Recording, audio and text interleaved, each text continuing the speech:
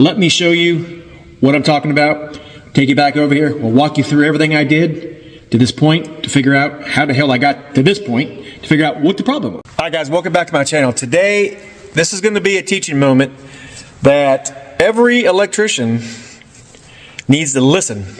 Apprentice, my students, listen, because this has come back to bite us in the butt. Now, this is going to be a little teachable moment at first, and then I'm going to jump into video. But a couple things. First off, I'm going to have a very talkative conversation with you. So if you don't want to hear this part, then there'll be a timestamp down below maybe.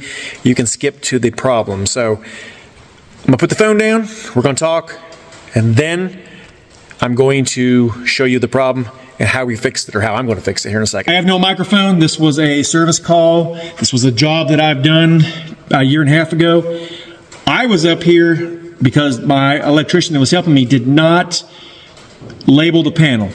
So I came up here and I labeled every single one of these boxes. The door behind me, this one right over here, that one was not working. Why was it not working? Well, there was no wire to it. Well, there was a wire to it, but it wasn't landing on the breaker, so I guess there was no power to it, I should say. I had to fix all that. I had to add a breaker. Crazy. So this is what I found. When I first came here, this is the problem. First came here, right over here, on this wall over there was a GFCI doing the same thing. I found that the neutral and the ground were touching over here.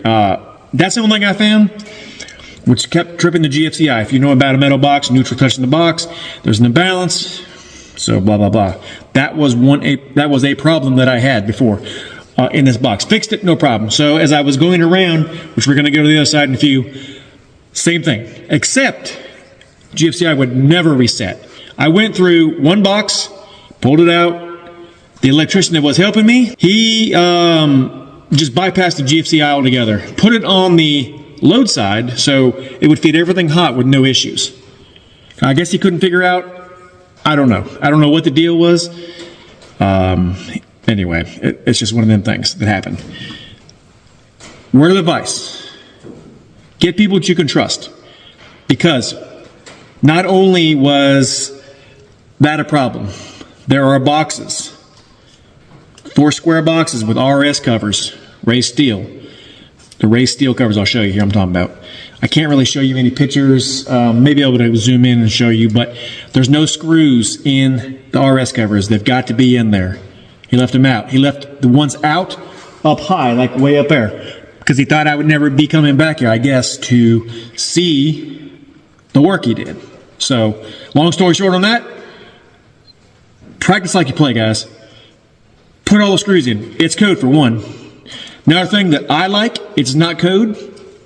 If you're an electrician, you're watching this and you're saying, well, you're right, it's not code. It's not code. But on every box that we've done through here, I'm very redundant about putting my grounds with the ground screw in here. Do you have to do it? No. Because technically, as long as you follow the code, you're fine. But for the boxes that I have done, there are ground screws in here. The ones that he did, which we're going to go and look at a couple of them, like at least 2 for sure, no ground screws. Is it a big thing? No, I'm not going to be mad at that because it's not code. I'm very redundant. What happens if you lose a ground somewhere? Well, the pipe comes loose. You know, that's just my thing. It's just me. And I'm very redundant. After I figured out, like I said, the thing wouldn't reset, I went and I opened the light box, the switch box. And found that, well, first I didn't know what I found because it was very late. I was trying to get out of there, opened the box. I took the neutrals loose, put my tick tracer on there, turned the circuit on. On the circuit, it was 120 volts. I used a meter, but I found that it was hot with this. And then I went and got a meter, found it was hot. I figured it was just a loaded neutral looking to come back to go to the light. Well, that's not the case. I wasn't thinking clearly. And it wasn't a loaded neutral after all. I mean, it was technically a loaded neutral because it was looking to go somewhere, but crazy. So button everything back up, put it exactly the way it was, turn the breaker off, nobody used the circuit. 3 days later, which is today, came back, did the same thing, pulled everything out, and said this time we're going to go back over here and I'm going to show you what I did. I'm going to take you step by step. It's a very good learning process. here is my number one, in case I forget to say it, my number one tip. People don't think about this, but mark your neutrals for what circuit you're using. This is all in conduit here. This is all conduit. So I had to take every single neutral loose to figure out this. I used my tick tracer to find the neutral. Now you're probably saying, huh? I've done a video exactly on this Klein ET450, I think it is. I think it's ET450, but I did a video on this, how to find circuits. Saved me a pile of work. But, like I said, I found the circuit. I'm going to show you real quick. I'm going to show you here, while we're standing here. I'll go over there, I'm going to show you. We're going to come back and we're going to show you one more time, just in case somebody misses it. But this is too good not to record. I wanted to show you what's going on in this panel. I'm also going to talk to you about a couple other things that happened in this panel. I have literally a list with their little legal notepads about this tall that is full of things that I had to fix, that I saw. Homeowner didn't see it, but I saw it. So anyway, regardless, let me show you what I'm talking about. Take you back over here. We'll walk you through everything I did to this point to figure out how the hell I got to this point, to figure out what the problem was. So stand by, let me show you real quick, and then we'll get on with the video. Let's look here at how I had to get to this point. So as you see, I have all the neutrals. I have the breaker off. All the neutrals are out. Even though there's some landed here, like this one, I know where it's going. It's just going right to there. So I know, and it ends right over there. So I know for a fact there's no more here at all. This one here is still landed, and the reason why, because it goes right there. I know for a fact. So, leads me to my next thing. How did I find which breaker was, or which neutral was which? So, the first neutral I found was this one right here, and it's not hooked up right now, as you see, because I already know that this neutral right here and this particular pipe only goes down through and around, and it stops over there at that pipe going up. Right in that box is it. So I knew for a fact that once I saw that part and this was beeping, I knew something was wrong right off the bat. And I was only hoping that my suspicions were right. So I came back and I made sure. See, nothing. Obviously there's nothing here, but I'm going to show you anyway, because these only go to right here because they're too short. Okay, so let's go here. Boom. Okay, so I know now that this is my neutral, which it should be, because it goes up in this pipe, which goes up into this box that's up there, and then it follows all the way down. It goes to a box that's way over there. See if I can zoom in. Right over there. It changes the flex, because it's only one circuit going over there, the one that I needed, or what, actually he did all that, but the one that we needed, I should say. And then it went into the other room. So let me take you over there and show you what I'm talking about. As we move along right here, this is where I told you, see, this is circuit 4. So right away I knew that this is the pipe that went all the way around to the panel where I told you the neutral was to begin with. The very first one, it just goes right up in there, and it connects to these doors, which is the same circuit. So, oh, sorry, not the same circuit. It's the same piping system, rather, raceway. So, went into here. This is where my loaded neutral was, which is the first one I told you, which is that circuit I just showed you. So this is that neutral. Doesn't need to go anywhere else, literally. It only needs to stop right here. That's it. Doesn't need to go anywhere else. This is the other neutral. This is the one that I needed to carry up to these lights to have them switched. But this neutral right here goes to my GFCI. So the GFCI circuit 7 was coming here. Circuit 4 neutral was coming here. Well, they were together, which is no problem, right? Because neutral's neutral no matter what you do, until you put a GFCI in there with it. So, just so you know, there's receptacles there. That's not my work. Receptacle, as you see. Circuit 7, and then this one right there. And there is my Klein, I believe it's ET450, I'm pretty certain it is, yeah, ET450. So this is the transmitter part of it. It's transmitting. I just put it on the ground, and I put it on that neutral. And there is that neutral. Look at there. See? because it's sending a tone out, so as you can see. So this is how I found it. This was the problem right here.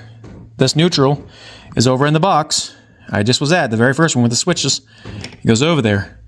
Seven's neutral. It also goes to there, and then on through to the lights. And circuit 4 originates over there too. So that tells me one thing right off the bat. That tells me that one or two things happened. Either somebody, my electrician that was helping me, was not very cautious of what he was doing, or he was and he thought, why would it matter? It's just a neutral. A lot of people that don't understand how GFIs work with different neutrals, when you see that imbalance, it ain't working. And proof positive right there. It did not work because you have two neutrals. One is going to circuit 4, and then this circuit 7, well, there's an imbalance. It doesn't work like that. So you've got to keep your neutral straight. Make sure you definitely always label your neutrals. I can't preach that enough. Nothing in that panel is labeled. Some of that is my fault. Some of that we did pull together. Some of it we didn't. But at the same time, lesson well learned. What if that was a 40 space panel or two 40 space panels? That would be really screwed, especially if I shared a bunch of neutrals. Thank you for tuning in. Let this be a lesson to you. Make sure you always label your wires. Very, very important, guys. Share the neutrals. Double pole breaker. I'm suggesting if you do share the neutrals also, make sure somewhere you write down what it is. Not just, circuit 10, circuit 9. Okay? Write down somewhere inside the panel. So somebody that opens that panel and be like, why is there double breaker? It's got to be a 240 volt circuit. People that don't know, well, think a 240 volt circuit somewhere, like a well or a hot water heater or whatever, an air conditioner. I mean, you don't know. So make it dummy proof. It could potentially save your life, somebody else's life. It could not cause you to have to work over, like me, for free to fix a problem that shouldn't have even happened to begin with. A couple of things I forgot to say, so I'm going to come back in the video here. When I got up here, this panel right here is fed from a panel way down the hill. I don't know how many feet it is. It's a few. And what happened is there was a main disconnect which came off to a panel, 40 space panel, which is technically the sub panel. That panel fed this panel up here. So off this building, it has a disconnect outside, just a regular old emergency disconnect, off and on. That's it. What had happened was when I finished the service, when I almost finished the service, I should say, what had happened was this. I told my electrician guy to make sure you bond the can, don't bond the neutrals, because in a sub panel you don't do that. Well, if I can put this video clip in here, I will, so you can see. So this screw right here was not in here. Now, it has to be in here because the can needs to be bonded. Redundancy, but it has to be like that. So as you see, it's in there. The neutral side is not, because it's completely separated. So that's all I'm going to say about that. So now it's completely right. That was pretty bad. So I fixed it, and it's way better now. But in this panel right here, the panel that is in this building, the actual branch feeder panel with all the breakers in it, the ground bar was not bonded to the can here. So remember I said redundancy. I've always said that, but you still have to do it by code. There was no ground screw in here. And the bar to the neutral was still together. So I had to take all that off. And the bar to the neutral, I don't even know what happened to it. But anyway, we took it off. So there was a lot of things, that were wrong here. And I had to fix it. All right, guys. I'm going to leave it here. The first video I did to figure out how this meter would send that signal over so you can see how all that works. I'm going to leave a card right here. Click on that, guys. I'll catch you in that video. That's a very informative video. It's pretty quick. Shows you how to set that thing up to make it work. Save yourself a lot of time, guys. If you like what you see here, like and subscribe, and I'll catch you guys on the next one. Have a great day.